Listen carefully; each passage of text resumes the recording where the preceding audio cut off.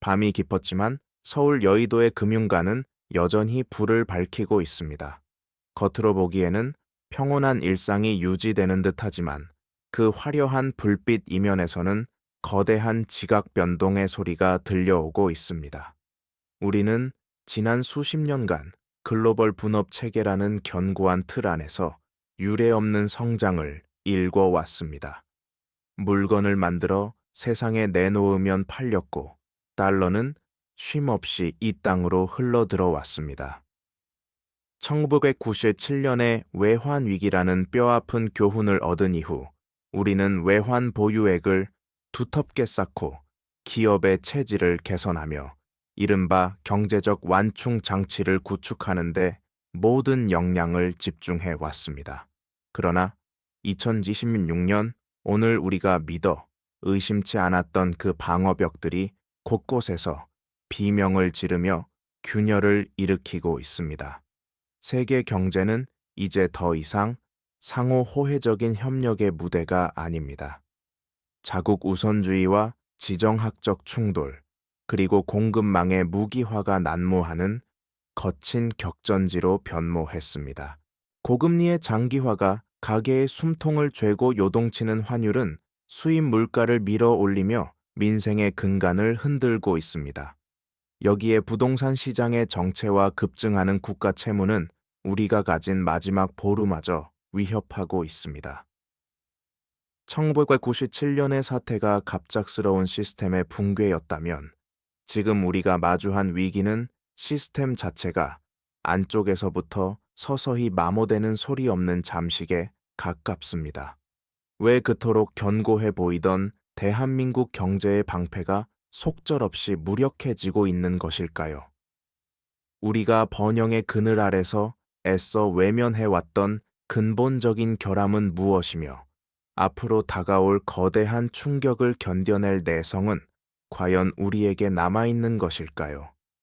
이 다큐멘터리는 막연한 공포를 조장하기 위해 기획된 것이 아닙니다. 지금 우리 발밑에서 벌어지는 균열의 실체를 데이터로 냉철하게 해부하고 무너지는 완충 장치 사이에서 개인이 택할 수 있는 최선의 생존 전략은 무엇인지 그 답을 찾아보려 합니다. 지금 이 순간에도 전광판을 수놓는 경제 지표들은 우리에게 경고합니다. 우리가 한 번도 경험해보지 못한 완전히 새로운 형태의 위기가 이미 시작되었다는 사실을 말입니다. 시장의 경고등은 가장 먼저 외환 시장에서 켜졌습니다. 과거 환율은 수출 경쟁력을 좌우하는 변수였지만 이제는 국가의 생존을 결정짓는 안보의 영역으로 들어왔습니다. 원달러 환율이 심리적 저지선이라 불리던 구간을 힘없이 돌파할 때 시장은 이전과는 다른 기류를 감지했습니다. 한국은행이 금리를 조정하며 안간힘을 써보지만 글로벌 자금의 흐름은 냉정하기만 합니다. 미국의 강력한 금리 정책과 달러 패권의 강화 속에서 신흥국과 선진국 사이의 경계선에 서 있는 한국의 원화는 가장 먼저 타격을 입는 약한 고리가 되었습니다. 투자자들은 더 이상 한국의 경상수지 흑자를 절대적인 안전판으로 신뢰하지 않습니다. 수출 실적이 개선되어도 원화 가치가 동반 상승하지 않는 이른바 탈동조화 현상이 고착화되고 있기 때문입니다. 이는 한국 경제를 지탱하던 가장 강력한 완충 장치 중 하나인 수출 환율 성장의 선순환 구조가 붕괴되었음을 시사합니다. 외환 보유액이라는 숫자가 주는 안도감 뒤에는 언제든 썰물처럼 빠져나갈 수 있는 단기 외채와 외국인 투자 자금의 불안정한 속성이 숨어 있습니다. 환율의 급변동은 단순히 여행객의 지갑을 가볍게 하는 수준을 넘어 수입 원자재 가격의 폭등을 초래하며 국내 산업계 전반에 하방 압력을 가합니다.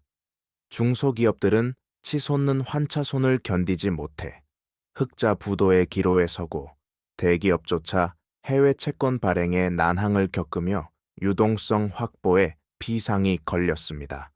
시장이 던지는 질문은 명확합니다. 과연 한국은 스스로의 가치를 방어할 힘이 남아있는가라는 의구심입니다. 이러한 불신은 금융 시스템의 모세혈관을 타고 흐르며 보이지 않는 곳에서 경제의 기초 체력을 서서히 갉아먹고 있습니다. 위기의 징후는 것이 경제 지표를 넘어 가계의 안방까지 깊숙이 침투하고 있습니다. 특히 한국 경제의 고질적인 뇌관으로 지목되어 온 가계부채는 이제 완충 장치를 파괴하는 강력한 파괴력을 지닌 시한폭탄으로 변모했습니다. 저금리 시대에 쌓아올린 빚의 금탑은 고금리의 파고 앞에서 속절없이 흔들리고 있습니다. 국민의 자산 비중이 지나치게 편중된 부동산 시장의 침체는 가계의 가처분 소득을 급격히 감소시키는 결과를 초래했습니다. 집값 상승기에 영끌로 대표되는 과도한 레버리지를 활용했던 세대들은 이제 원리금 상환이라는 거대한 장벽에 가로막혀 소비를 극단적으로 줄이고 있습니다. 내수 경기의 침체는 자영업자의 몰락으로 이어지고 이는 다시 금융권의 부실 채권 증가라는 악순환의 고리를 형성합니다. 국가 신용 위험을 나타내는 CDS 프리미엄 수치가 소리 없이 상승하는 것은 해외 투자자들이 한국의 내부 건전성을 심각하게 바라보고 있다는 방증입니다. 기업들의 신용 등급은 줄줄이 하향 조정될 위기에 처해 있으며 이는 조달 비용의 상승으로 이어져 기술 투자와 고용 창출이라는 성장의 엔진을 멈춰 세우고 있습니다. 1997년 외환위기 당시에는 기업의 부실이 문제였다면 현재의 위기는 가계와 정부 기업이라는 경제의 3대 주체가 동시다발적으로 체력이 고갈되고 있다는 점이 더욱 치명적입니다. 정부의 재정 여력 또한 인구 절벽과 저성장 기조 속에서 바닥을 드러내고 있습니다. 위기가 닥쳤을 때 소방수 역할을 해야 할 정부 지출이 오히려 국가 채무 비중을 높여 신인도를 떨어뜨리는 딜레마에 빠진 것입니다. 우리가 그동안 안전하다고 믿었던 부채 위주의 성장 모델이 드디어 그 수명을 다하고 이제는 그 대가를 치러야 하는 냉혹한 현실과 마주하고 있습니다. 세계 경제의 충격이 한국으로 전이되는 메커니즘은 매우 정교하고도 잔인합니다. 그 중심에는 미 연방준비제도의 통화 정책이라는 거대한 축이 자리 잡고 있습니다. 미국이 인플레이션을 잡기 위해 금리를 높은 수준에서 유지하는 higher for longer, higher for longer 기조를 고수할 때 한국과 같은 소규모 개방 경제는 선택의 기로에 서게 됩니다. 우리가 금리를 올리면 가계부채라는 내관이 터지고 올리지 않으면 한미 금리 격차로 인해 자본 유출과 원화 가치 하락이라는 외부 충격이 발생합니다. 이것이 바로 현재 한국 경제가 직면한 불가능한 삼각관계의 딜레마입니다. 과거에는 환율이 오르면 수출 가격 경쟁력이 생겨 위기를 극복하는 동력이 되었지만 지금은 상황이 완전히 다릅니다. 글로벌 공급망이 재편되면서 중간재 수입 비중이 급격히 높아졌고 원화 가치 하락은 곧장 수입 물가 상승으로 이어져 기업의 생산 비용을 높이고 가계의 실질 구매력을 떨어뜨립니다. 즉 환율 상승이 성장의 촉매제가 아니라 고통의 전가 수단이 되어버린 것입니다. 여기에 에너지 가격의 불안정성까지 더해지면 무역 수지는 더욱 악화되고 이는 다시 원화 약세를 부추기는 악순환의 고리를 완성합니다. 자본시장의 유동성은 가장 안전하고 수익률이 높은 곳을 향해 흐르는데 완충 장치가 마모된 한국 시장은 더 이상 외국인 투자자들에게 매력적인 투자처가 아닙니다. 투자자들이 주식과 채권을 매도하며 떠나는 뒷모습은 우리 경제의 신용도가 서서히 금가고 있음을 보여주는 가장 직접적인 신호입니다. 이러한 메커니즘은 단순히 금융공학의 문제가 아니라 우리 국민의 밥상 물가와 기업의 생존을 결정짓는 실존적인 위협으로 다가오고 있습니다. 유동성의 경색은 경제의 혈관이 막히는 것과 같습니다. 현재 한국 경제의 완충 장치가 작동하지 않는 또 다른 치명적인 이유는 바로 국내 신용시장의 마비입니다. 부동산 프로젝트 파이낸싱 PF 부실은 단순히 건설업계의 위기를 넘어 제2금융권과 은행권 전체의 리스크로 확산되고 있습니다. 저금리 시절 방만하게 운영되었던 자산들이 고금리와 경기 침체라는 현실 앞에서 거대한 부실의 늪으로 변한 것입니다. 금융기관들이 리스크 관리를 이유로 대출의 문턱을 높이고 자금을 회수하기 시작하면 시장의 유동성은 순식간에 메마릅니다. 기업들은 운영 자금을 확보하기 위해 채권 시장을 찾지만 투자자들은 높은 금리에도 불구하고 지갑을 닫습니다. 신용도가 낮은 기업부터 차례대로 자금줄이 끊기는 크레딧 크런치 신용경색 현상이 현실화되는 것입니다. 이는 실물 경제로 전이되어 고용 감소와 투자 축소라는 결과를 초래합니다. 특히 중소기업과 영세 자영업자들은 이러한 자금 순환의 왜곡 속에서 가장 먼저 희생되는 약한 고리입니다. 금융당국이 긴급 자금을 수혈하며 진화에 나서보지만 이는 근본적인 해결책이라기보다 위기를 뒤로 미루는 임시 방편에 가깝습니다. 부채를 부채로 막는 방식은 결국 더 큰 폭발력을 가진 미래의 위기를 예약하는 꼴입니다. 과거 2008년 글로벌 금융위기 당시 우리는 강력한 재정정책과 통화정책의 공조로 위기를 넘겼으나 지금은 정부의 재정적자와 한국은행의 통화정책 여력이 한계에 다다랐다는 점이 우려를 더합니다. 완충장치란 충격을 흡수해 내부를 보호하는 역할을 해야 하지만 현재의 금융 시스템은 오히려 충격을 증폭시켜 실물 경제로 전달하는 통로가 되어 가고 있습니다. 돈이 돌지 않는 경제는 생명력을 잃은 유기체와 같습니다. 우리가 처한 상황을 객관적으로 바라보기 위해서는 시야를 넓혀 글로벌 사례와 비교해 볼 필요가 있습니다. 역사적으로 경제적 완충 장치를 상실한 국가들이 어떤 경로를 밟았는지는 우리에게 서늘한 경고를 던집니다.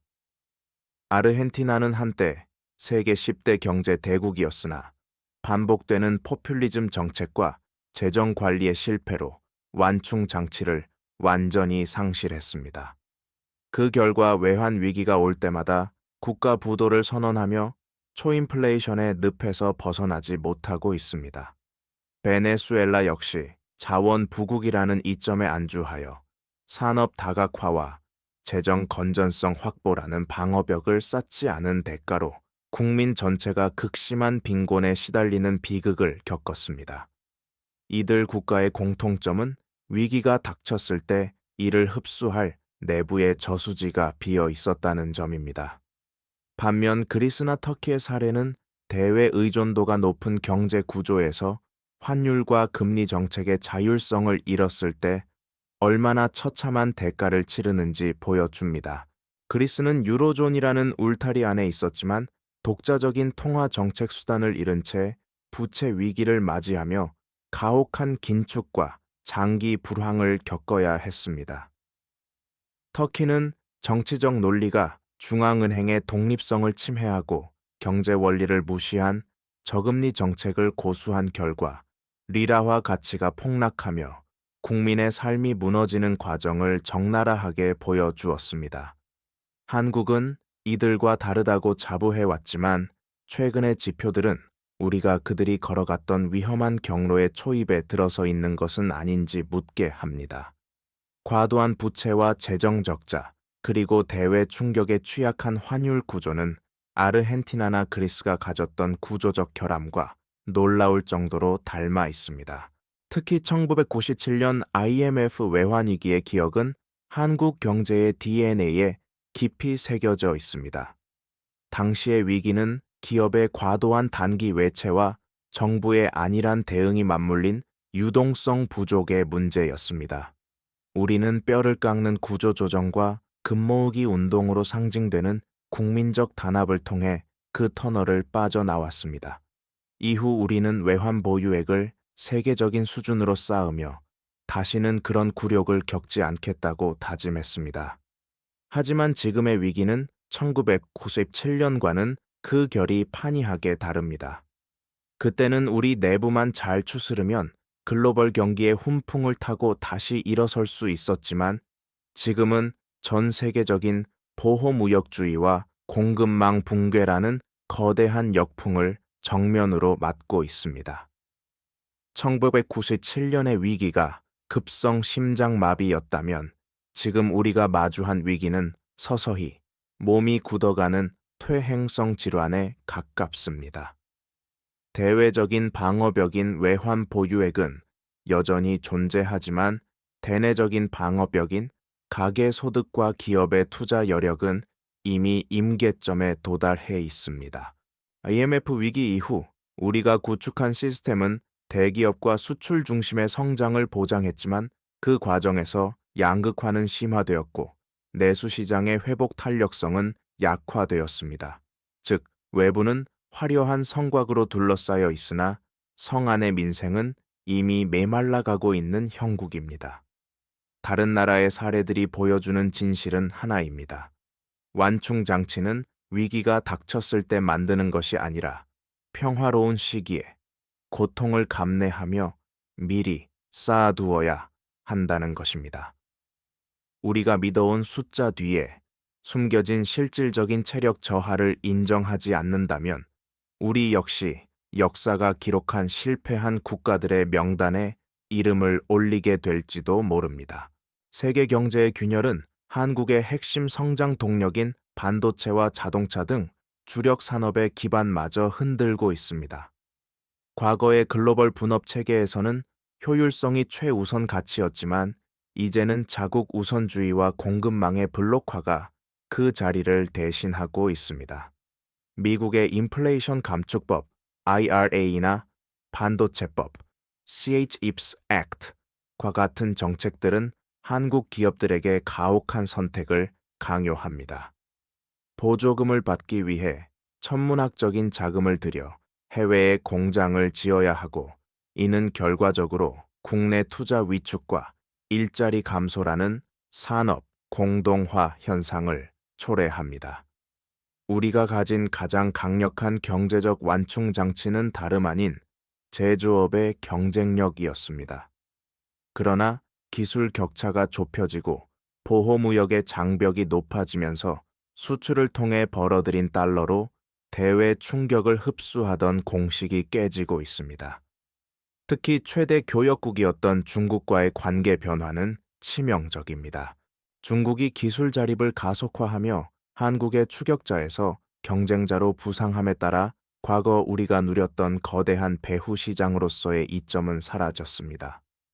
오히려 핵심 원자재의 중국 의존도가 높은 상황에서 지정학적 갈등이 발생할 때마다 우리 경제는 인질이 되는 처지에 놓였습니다.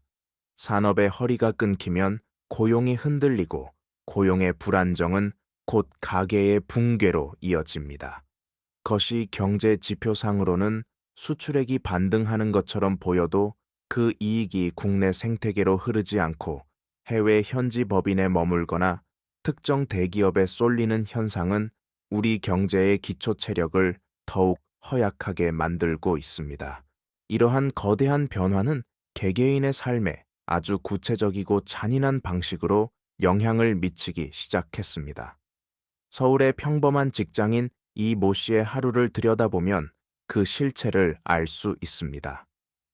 몇 년 전 낮은 금리를 믿고 무리하게 대출을 받아 마련한 아파트는 이제 그에게 거대한 감옥이 되었습니다.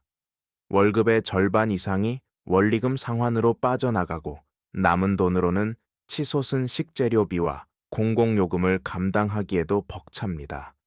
이것은 비단 이 씨만의 문제가 아닙니다.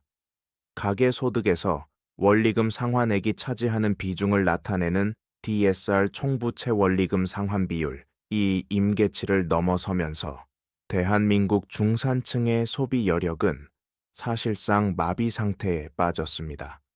완충 장치를 잃은 경제에서 가장 먼저 희생되는 것은 서민들의 미래입니다. 노후를 위해 저축할 여유는 사라진 지 오래고 자녀 교육비마저 줄여야 하는 상황에서 계층 이동의 사다리는 더욱 공고히 닫히고 있습니다. 특히 자산 형성이 안 된 청년 세대와 고정 소득이 없는 고령층은 환율과 물가라는 파도에 무방비로 노출되어 있습니다. 시장의 유동성이 넘칠 때는 자산 가격 상승의 소외감에 시달렸고, 이제 유동성이 걷어들여지는 시기에는 고금리의 직격탄을 맞고 있는 셈입니다. 거리의 식당들은 점심시간에도 한산하고 폐업을 알리는 안내문이 골목마다 늘어갑니다. 실물 경제의 모세혈관인 소상공인들의 몰락은 우리 사회가 보유한 최소한의 사회적 안전망마저 위협하고 있습니다. 그것이 지표상의 완충장치 상실이라는 건조한 문구는 사실 수많은 가정의 저녁 식탁이 빈약해지고 내일의 희망이 꺾이고 있다는 서글픈 현실의 다른 이름입니다. 경제적 완충장치의 붕괴는 단순히 숫자의 하락을 넘어 우리 사회의 심리적 지지선을 무너뜨리고 있습니다.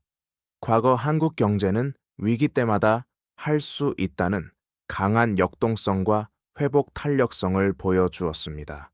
하지만 지금 청년 세대가 느끼는 무력감은 이전과는 궤를 달리합니다.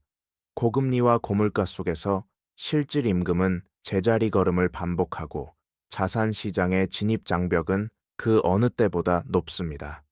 성장의 과실이 가계로 흐르는 통로가 막히면서 이제 사람들은 성실한 노동보다 한탕주의적 투자나 극단적인 소비 절벽을 선택하고 있습니다.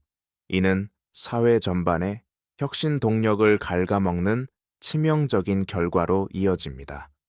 실패해도 다시 일어설 수 있다는 안전망, 즉 완충 장치가 사라진 사회에서 사람들은 도전보다 안주를, 연대보다 각자 도생을 택하게 됩니다. 이러한 심리적 위축은 경제 활동의 위축으로 이어지고, 이는 다시 경제 지표를 악화시키는 하향 나선형의 함정을 만듭니다. 우리는 흔히 자본과 기술만을 경제의 요소로 보지만 사실 가장 강력한 완충 장치는 사회적 자본이라 불리는 신뢰와 희망입니다. 내일이 오늘보다 나을 것이라는 확신이 사라진 경제는 그 어떤 강력한 정책으로도 쉽게 회생하기 어렵습니다. 거리에서 만난 청년들이 말하는 이번 생은 망했다 라는 자조적인 농담은 한국 경제의 가장 밑바닥에 위치한 완충 장치가 파열되었음을 알리는 가장 비극적인 신호일지도 모릅니다. 정부와 중앙은행의 고민은 여기에서부터 깊어집니다. 전통적으로 중앙은행인 한국은행은 물가 안정과 금융 안정이라는 두 마리 토끼를 잡아야 합니다. 하지만 지금의 환경은 어느 한쪽을 선택하면 다른 한쪽이 무너지는 가혹한 외줄타기를 강요하고 있습니다. 물가를 잡기 위해 금리를 올리면 시중 900조 원에 달하는 가계부채가 폭발할 위험이 있고, 반대로 경기를 살리기 위해 금리를 낮추면 한미 금리 격차로 인해 자본 유출과 원화 가치 하락이라는 외부 충격이 발생합니다. 이러한 통화 정책의 딜레마는 한국은행이 가진 카드를 극도로 제한하고 있습니다. 정부 역시 마찬가지입니다. 경기 부양을 위해 재정을 풀고 싶어도 이미 국내 총생산 GDP 대비 국가 채무 비율은 가파르게 상승하여 재정 건전성이라는 마지막 보루를 위협하고 있습니다. 세수 결손이 현실화되는 상황에서 정부가 쓸 수 있는 실질적인 완충제는 바닥을 드러내고 있습니다. 결국 정책 당국이 선택할 수 있는 길은 고통스러운 미세 조정뿐이지만, 거대한 글로벌 파도 앞에서 이러한 조치는 미봉책에 그칠 우려가 큽니다. 정책에 대한 시장의 신뢰가 흔들리는 순간 남은 완충 장치마저 도미노처럼 무너질 수 있다는 공포가 당국자들의 어깨를 짓누르고 있습니다. 지금은 단순히 금리를 몇 퍼센트 올리고 내리는 문제가 아니라 무너진 정책의 신뢰를 어떻게 복구하고 시장에 명확한 시그널을 줄 것인가라는 근본적인 리더십의 시험대에 서 있습니다. 정책의 신뢰가 흔들리는 현상은 채권 시장에서 가장 극명 나타납니다.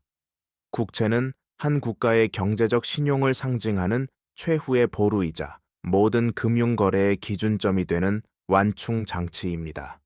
그러나 정부의 재정 적자가 누적되고 국채 발행량이 늘어나면서 시장의 수급 균형이 깨지기 시작했습니다.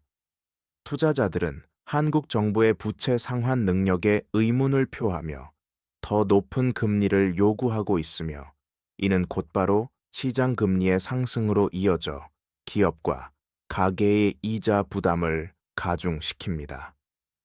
특히 레고랜드 사태와 같은 일련의 사건들을 거치며 시장은 정책 당국의 위기 관리 능력에 깊은 회의감을 품게 되었습니다. 금융시장에서 한 번 무너진 신뢰를 회복하는 데에는 천문학적인 비용과 시간이 소요됩니다.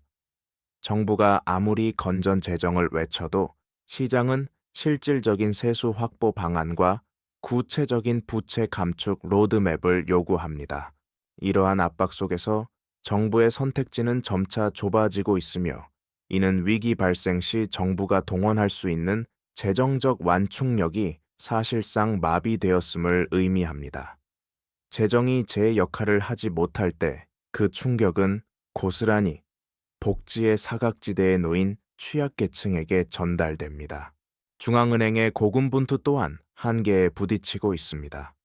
한국은행은 물가를 잡기 위해 금리를 인상하면서도 동시에 신용경색을 막기 위해 시장의 유동성을 공급해야 하는 모순된 상황에 처해 있습니다.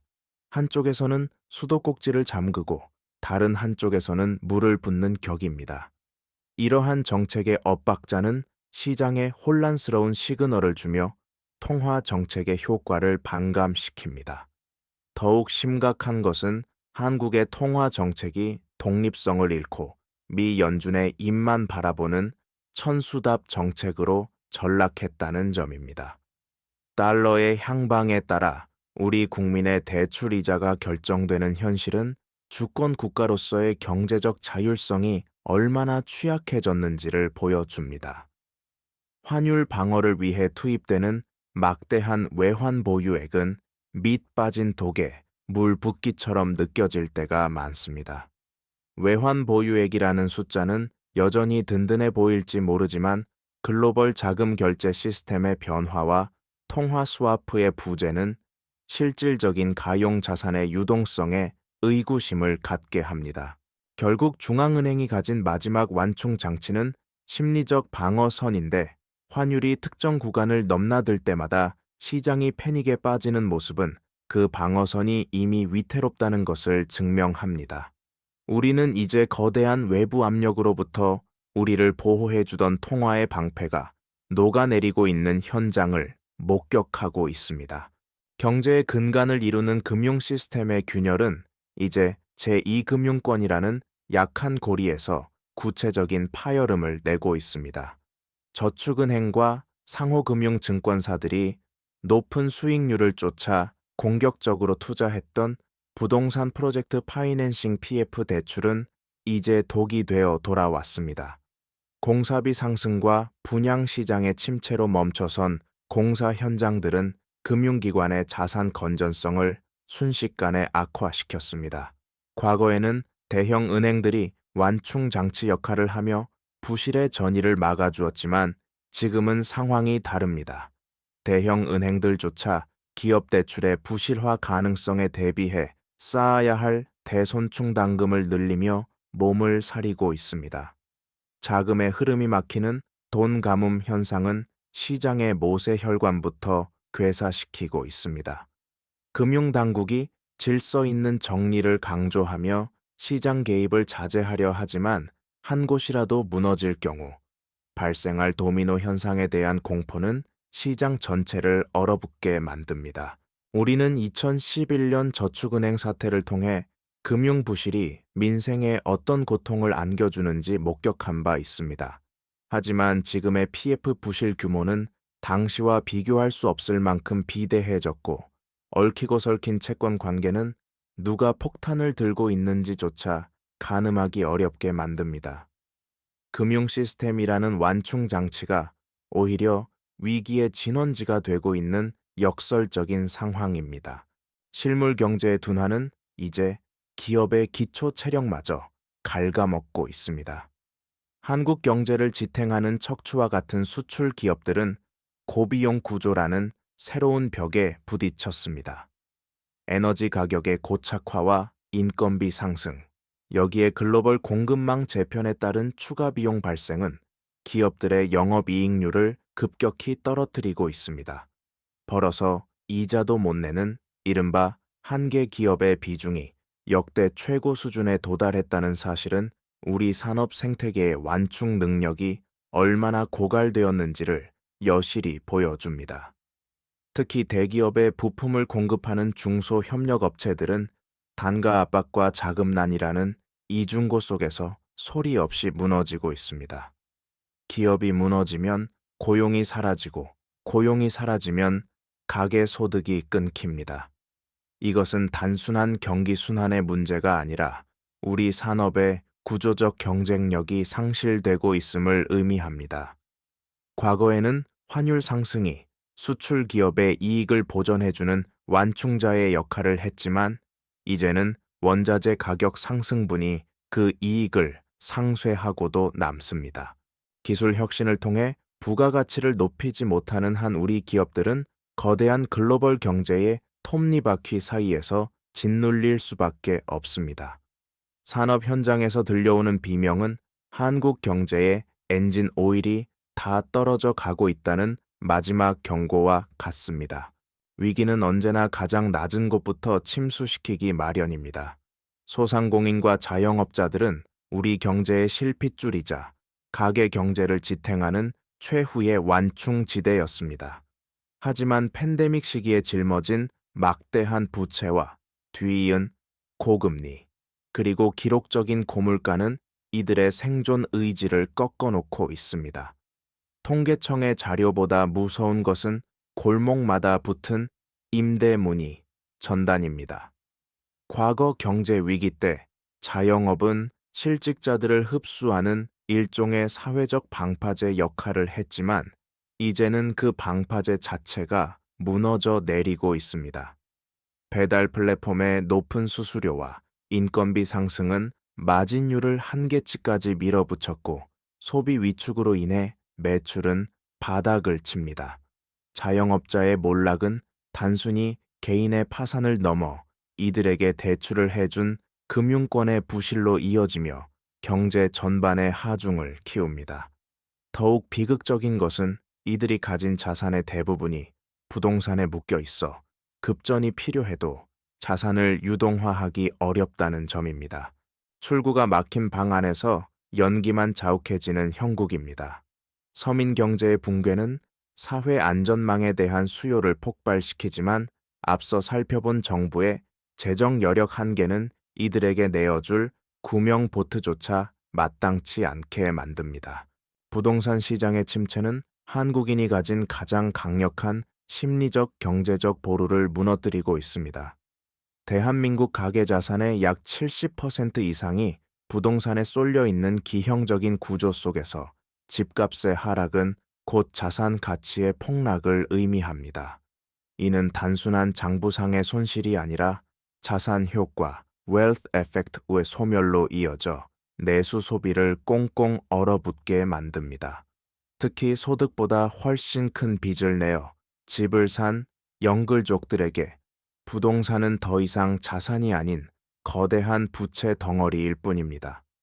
전세 사기 사태와 역전세난은 부동산이 가진 안전자산으로서의 신뢰를 뿌리째 흔들어 놓았습니다.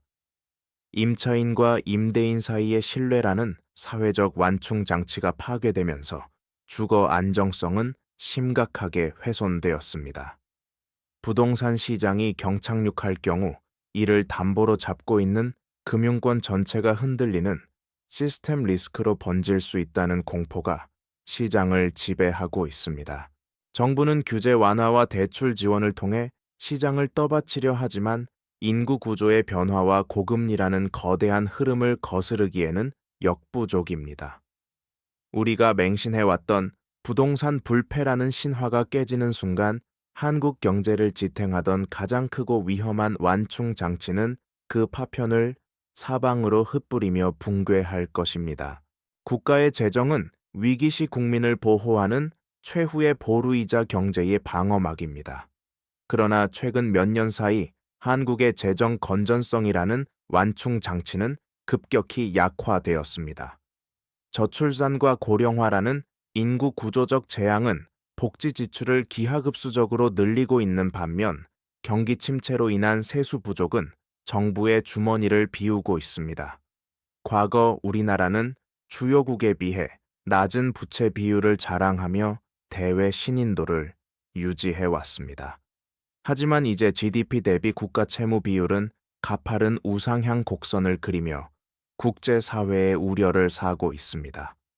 재정이 넉넉할 때는 경기 하강 국면에서 정부가 마중물 역할을 하며 시장의 충격을 흡수할 수 있었지만 지금은 그럴 여력이 부족합니다. 오히려 급증한 국채 발행은 시중 금리를 자극해 민간 투자를 위축시키는 구축 효과를 낳고 있습니다. 국가 신용 등급이 강등될지 모른다는 막연한 공포가 시장에 감도는 이유는 우리가 가진 재정적 여유가 더 이상 무한하지 않다는 사실을 모두가 직시하기 시작했기 때문입니다. 나라의 곳간이 비어간다는 것은 다가올 거대한 파도 앞에서 우리가 구명조끼도 없이 서 있는 것과 다름없습니다. 인구 절벽은 한국 경제의 잠재 성장률을 갉아먹는 가장 근본적이고도 치명적인 균열입니다.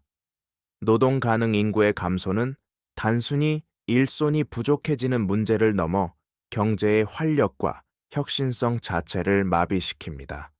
생산 인구가 줄어들면 내수 시장이 위축되고 이는 기업의 투자 감소로 이어지는 악순환을 만듭니다. 젊은 세대가 짊어져야 할 노인 부양비 부담은 개별 가계의 완충력을 상실시키고 사회 전체의 가처분, 소득을 고갈시킵니다. 전 세계에서 유례를 찾기 힘든 0.7명대 이하의 합계 출산율은 대한민국이라는 시스템의 지속 가능성에 의문을 던집니다. 과거 우리는 풍부한 인적 자원을 바탕으로 위기를 돌파해왔지만 이제 그 인적 자원이라는 완충 장치 자체가 사라지고 있습니다. 학교가 문을 닫고 지방 도시가 소멸 위기에 처하는 현실은 먼 미래의 이야기가 아니라 오늘날 우리 눈앞에서 벌어지는 경제적 실제입니다. 인구가 줄어드는 사회에서 자산 가격이 유지되기를 바라는 것은 연못 구어, 유엔무추, 유와 같습니다. 성장 엔진의 배기량이 줄어드는 상황에서 우리가 쌓아온 방어벽들은 그 무게를 견디지 못하고 침하하고 있습니다. 인구 구조의 변화는 그 어떤 금융위기보다 느리게 오지만 그 끝은 훨씬 더 파괴적이고 되돌릴 수 없는 붕괴를 예고하고 있습니다. 거대한 것이 경제의 담론 속에 갇혀 있을 때 우리는 종종 그 안에 살고 있는 사람들의 구체적인 비극을 놓치곤 합니다. 경제적 완충 장치가 사라졌다는 말은 어느 집 가장이 아이의 학원비를 결제하며 손을 떠는 모습으로 치환됩니다. 또 어느 은퇴자가 평생을 일궈 마련한 작은 상가 건물에 임대료가 들어오지 않아 건강보험료를 걱정하는 현실로 나타납니다. 중산층의 붕괴는 사회의 허리가 꺾이는 것과 같습니다. 중산층은 위기 시에 충격을 흡수하고 내수를 떠받치는 튼튼한 지지대 역할을 해왔으나 이제 그들은 부채의 늪에 빠져 하루하루 버티는 생계형 근로자로 전락하고 있습니다. 소득의 증가 속도가 물가와 금리의 상승 속도를 따라잡지 못하는 상황에서 저축은 사치가 되었고 소비는 생존을 위한 최소한으로 한정됩니다. 이러한 삶의 질 저하는 사회적 갈등을 증폭시키는 기폭제가 됩니다. 자산의 유무에 따라 극단적으로 갈라진 사회 구조는 계층 간의 이동 가능성을 차단하고 이는 곧 공동체에 대한 불신으로 이어집니다. 신뢰라는 무형의 완충 장치가 사라진 자리에는 시기와 질투, 그리고 상대적 박탈감만이 가득 차게 됩니다. 경제의 수치보다 무서운 것은 이렇듯 사람들 마음속에서 무너져 내리는 희망의 벽입니다. 그렇다면 우리는 이 거대한 균열의 시대에 어떻게 대응해야 할까요? 국가와 시스템이 나를 지켜주지 못할 때 개인은 스스로 개별적 완충 장치를 구축해야만 합니다. 과거의 성장 공식이 더 이상 통하지 않는 시대임을 인정하는 것에서부터 생존 전략은 시작됩니다. 가장 먼저 해야 할 일은 부채의 성격과 규모를 냉정하게 재조정하는 것입니다. 저금리 시대의 관성에서 벗어나 금리가 상시적으로 높을 수 있다는 전제해 가계 부채의 다이어트를 단행해야 합니다. 자산의 포트폴리오 또한 국내 부동산에 편중된 구조에서 탈피하여 글로벌 시장에서 가치를 인정받는 자산으로 분산할 필요가 있습니다. 한국 경제의 기초 체력이 약해질수록 원화 자산의 가치는 하락할 가능성이 높기 때문입니다. 하지만 단순히 돈을 모으는 것보다 중요한 것은 자신의 노동 가치를 지키는 일입니다. 산업의 구조가 급변하는 시기에 나의 기술과 지식이 시장에서 여전히 경쟁력이 있는지 끊임없이 질문해야 합니다. 시스템이 흔들릴수록 세상이 필요로 하는 실질적인 능력을 갖춘 개인은 생존을 넘어 새로운 기회를 잡을 수 있습니다. 이제는 국가가 제공하는 안전망에만 의지할 것이 아니라 스스로가 하나의 경제 주체로서 독립적인 방어 시스템을 구축해야 하는 시대가 도래했습니다. 개인의 생존 전략은 단순히 지출을 줄이는 인내의 과정을 넘어 정보의 비대칭성을 극복하는 지적인 무장이 동반되어야 합니다. 우리가 마주한 위기는 정보가 부족해서 생기는 것이 아니라 너무 많은 정보 속에서 진짜 신호를 가려내지 못하기 때문에 발생합니다. 시장의 유동성이 급변할 때마다 쏟아지는 자극적인 뉴스들에 휘둘리지 않기 위해서는 경제 지표를 읽는 자신만의 안목을 길러야 합니다. CDS 프리미엄의 추이, 한미 금리 역차의 향방, 그리고 주요 원자재 가격의 변동이 나의 가계부지에 어떤 경로로 영향을 미치는지 이해하는 것은 이제 교양이 아닌 생존의 필수 조건입니다. 완충 장치가 사라진 시대에는 타인의 조언보다 데이터에 근거한 자신의 판단이 가장 확실한 방어벽이 됩니다. 또한 공동체 내부에서의 연대적 생존도 고려해야 합니다. 각자 도생의 시대라 하지만 신뢰할 수 있는 소규모 네트워크 안에서 정보를 공유하고 서로의 위험을 분산하는 협력적 모델은 시스템 붕괴의 충격을 완화하는 훌륭한 대안적 완충제가 될 수 있습니다.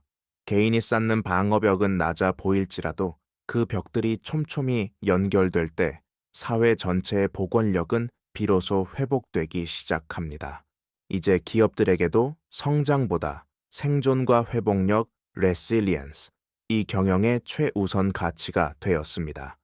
과거 한국 기업들은 부채를 지렛대 삼아 빠른 속도로 덩치를 키우는 외형 성장에 집중해 왔습니다. 그러나 금리가 비용이 되고 자본의 국경이 높아진 지금 그러한 전략은 자멸의 길입니다. 이제 기업이 갖춰야 할 완충 장치는 현금 흐름의 가시성과 공급망의 다변화에 있습니다. 특정 국가나 특정 거래처에 의존하는 구조는 지정학적 리스크가 발생할 때마다 기업 전체를 존폐의 위기로 몰아넣습니다. 효율성이라는 미명해 포기했던 재고의 여유와 공급망의 중복성을 다시 검토해야 하는 시점입니다.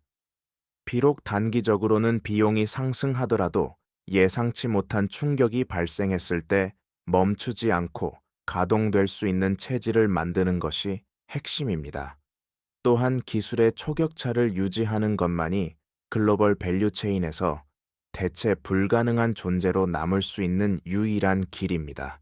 완충 장치는 외부의 공격을 막아주는 방패이기도 하지만 내부적으로는 혁신을 지속할 수 있게 해주는 기초 체력이기도 합니다.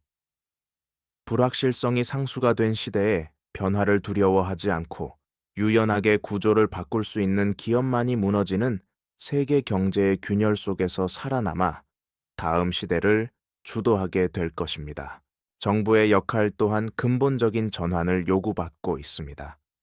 이제까지의 정부 대책이 위기가 터진 뒤 불을 끄는 소방수 역할에 치중했다면 앞으로는 위기가 전이되지 않도록 방화벽을 설계하는 건축가의 관점을 가져야 합니다. 재정의 한계를 인정한다면 한정된 자원을 어디에 우선적으로 투입할 것인지에 대한 사회적 합의가 선행되어야 합니다. 단순히 선심성 예산으로 위기를 모면하려 하기보다 미래 성장 동력인 전략 산업의 기술 주권을 확보하고 인구 구조 변화에 대응하는 구조적 개혁에 집중해야 합니다. 또한 외교적 역량을 발휘하여 통화 스와프와 같은 국제적 금융 안전망을 상시화하는 노력도 병행되어야 합니다. 국가적 차원의 완충 장치는 단순히 창고에 쌓아둔 달러의 양이 아니라 국제사회에서 한국 경제가 점유하는 전략적 가치와 예측 가능한 정책 신뢰도에서 나옵니다.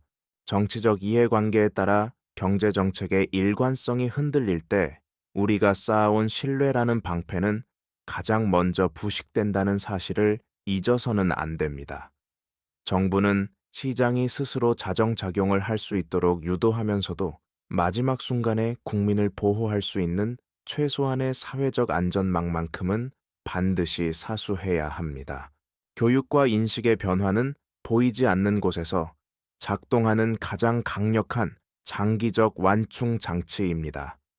우리는 그동안 고도 성장기의 문법에 익숙해져 있었습니다. 열심히 공부해서 좋은 직장에 들어가고 빚을 내서 집을 사면 자산 가치가 상승할 것이라는 믿음은 이제 더 이상 유효하지 않은 공식이 되었습니다.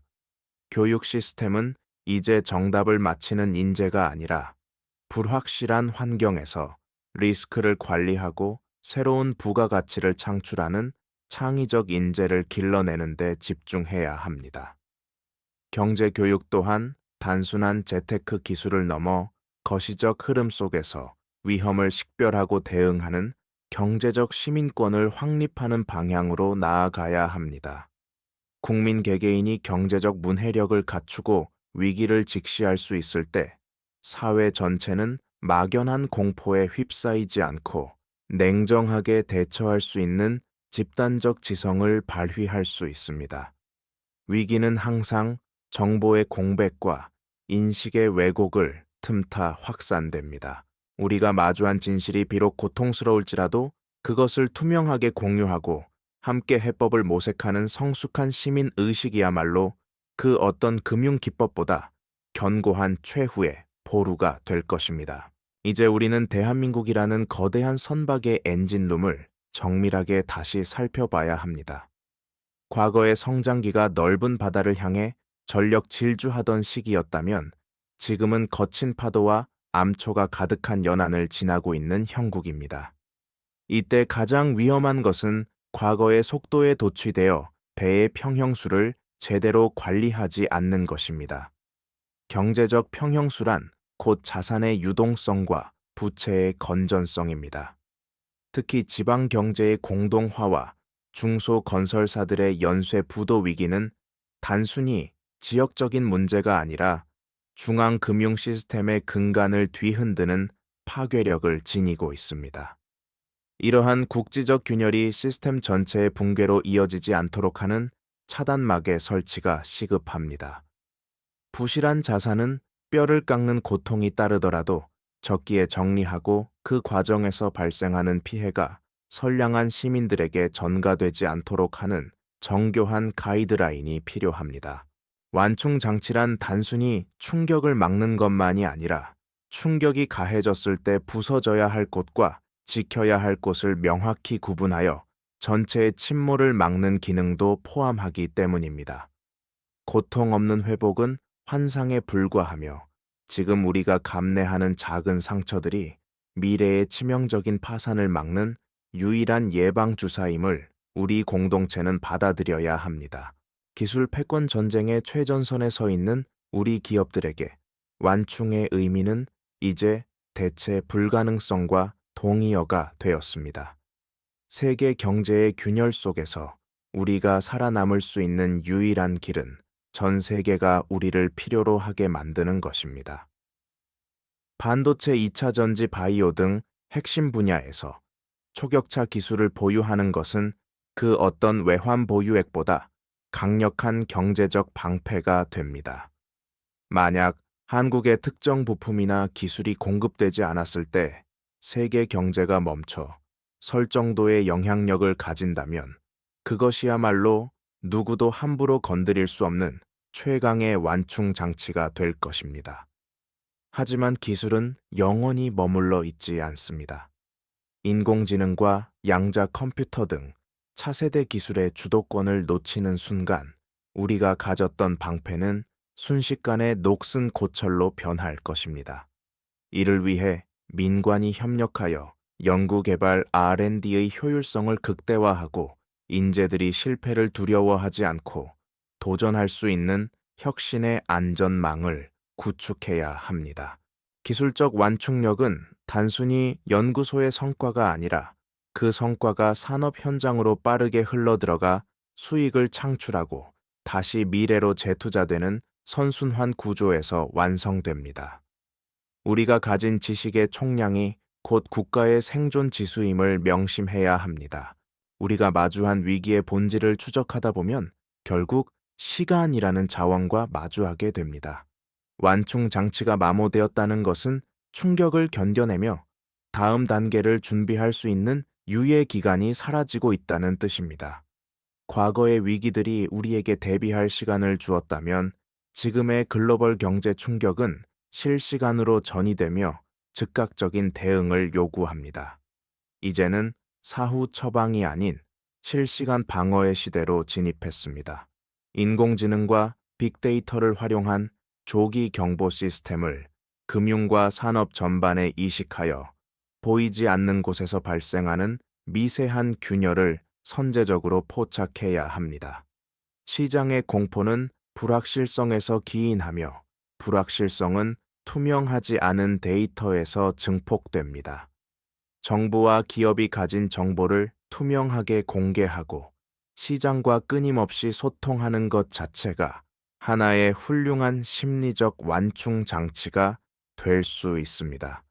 우리가 시간을 벌 수 없다면 그 짧은 시간 안에 내릴 수 있는 판단의 질을 높여야 합니다. 그것이 속도전으로 변모한 21세기 경제 위기 속에서 한국이 가질 수 있는 새로운 형태의 생존 방식입니다. 이제 긴 여정의 결론을 향해 갑니다. 우리는 왜 완충 장치를 잃어가고 있는가? 라는 질문에 대해 그 원인이 외부의 파도에만 있는 것이 아니라 내부의 안일함과 구조적 고착화에도 있었음을 확인했습니다. 하지만 완충 장치는 고정된 물체가 아닙니다. 그것은 우리 경제 주체들이 위기에 대응하며 새롭게 만들어갈 수 있는 동적인 방어 체계입니다.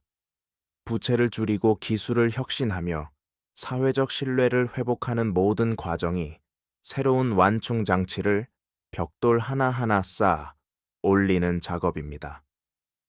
1997년의 외환위기, 2008년의 금융위기를 극복했던 저력은 우리 내면에 여전히 잠재되어 있습니다. 다만 그때와 다른 점은 이제는 성장의 속도보다 시스템의 안정성에 더 큰 가치를 두어야 한다는 사실입니다. 튼튼한 완충 장치를 가진 경제는 흔들릴지언정 부러지지 않습니다. 지금 우리가 겪는 이 진통은 한국 경제가 부채 주도의 성장에서 가치 주도의 성장으로 양적 팽창에서 질적 성숙으로 나아가기 위한 불가피한 과정일지도 모릅니다. 무너진 벽을 수리하는 것을 넘어 아예 새로운 설계도로 더 견고한 집을 지어야 할 때입니다. 깊은 밤이 지나면 반드시 새벽이 오듯 경제의 겨울 역시 언젠가는 물러갈 것입니다. 그러나 그 봄을 맞이하는 자는 오직 혹독한 추위 속에서 자신의 방어벽을 끊임없이 보수한 이들 뿐입니다. 우리는 이번 다큐멘터리를 통해 대한민국 경제의 완충 장치가 어디에서 균열을 일으켰고 왜 과거의 방식이 더 이상 통하지 않는지를 냉철하게 짚어보았습니다. 세계 경제의 거대한 균열은 우리가 제어할 수 없는 상수일지도 모릅니다. 하지만 그 균열이 우리 삶의 근간을 무너뜨리게 둘 것인지 아니면 그 틈새를 새로운 혁신과 연대의 동력으로 채울 것인지는 오로지 우리의 선택에 달려 있습니다. 위기는 위험과 기회의 합성어라고 합니다. 지금의 고통은 우리에게 익숙했던 낡은 질서를 버리고 더 투명하고 단단한 새로운 경제 생태계를 구축하라는 엄중한 명령입니다. 개인은 지혜로운 자산 관리와 자기 개발로, 기업은 초격차 기술과 유연한 회복력으로, 정부는 신뢰받는 정책과 정교한 안전망으로 각자의 위치에서 새로운 완충 장치를 만들어 가야 합니다. 대한민국은 왜 완충 장치를 잃어가고 있는가? 라는 질문에 대한 최종적인 답은 이제 이 영상을 시청한 여러분의 실천 속에 있습니다. 우리가 오늘 쌓은 작은 신뢰와 냉정한 판단이 내일의 거대한 파도를 막아낼 가장 강력한 방파제가 될 것입니다. 경제는 수치가 아니라 사람의 의지로 움직이는 유기체이기 때문입니다. 긴 시간 함께 해주신 여러분, 이제 각자의 삶이라는 경제 현장에서 승리하시길 바랍니다.